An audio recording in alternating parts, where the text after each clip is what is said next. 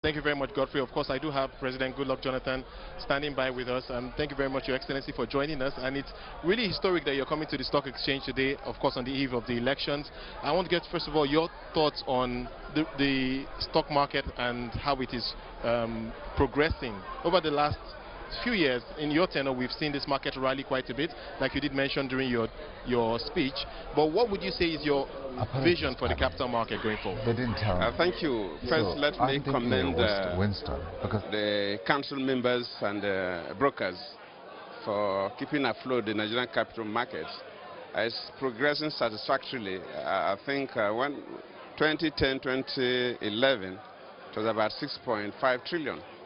It grew up to almost 14 point something trillion towards the end of the last quarter of last year.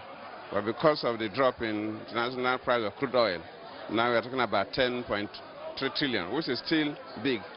But for Nigeria, just like the issues raised by the doyen of the stockbrokers, we cannot have the largest economy on the continent and capital market is second or third. Something is still not where it's supposed to be. And I believe, just like the man he mentioned, and that's what we have been working hard, is to make sure that companies list on the stock exchange. And he raised quite some issues about some departments of government, especially some of the parastatals and some of the ministries that handle commercial businesses like power and so on. At least some of their departments, some of the activities are supposed to be listed in a way, so that you use private sector funds to invest.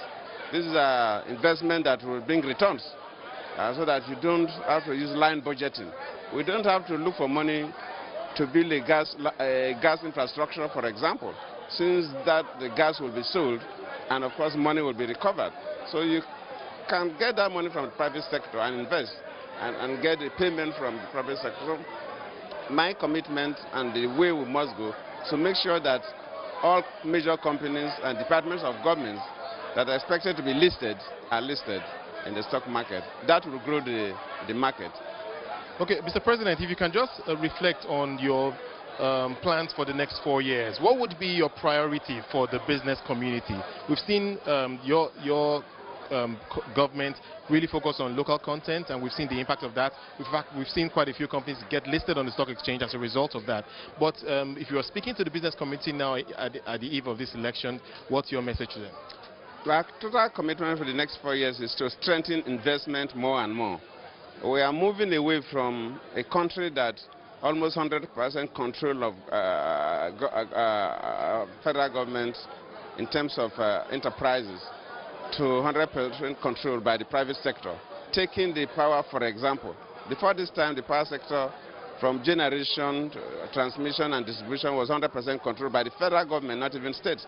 Now we are moving to 100% control of the private sector. So most major investments of government areas where federal government has so much investment, we are divested completely.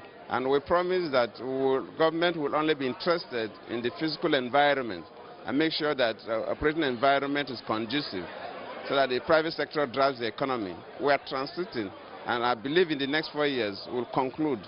And just like the issue raised by the doyen, some of those major parastatals of government that we believe can survive without budgetary provisions will work out in a way that they would survive from private sector funds, exploiting the opportunities we have in the stock market.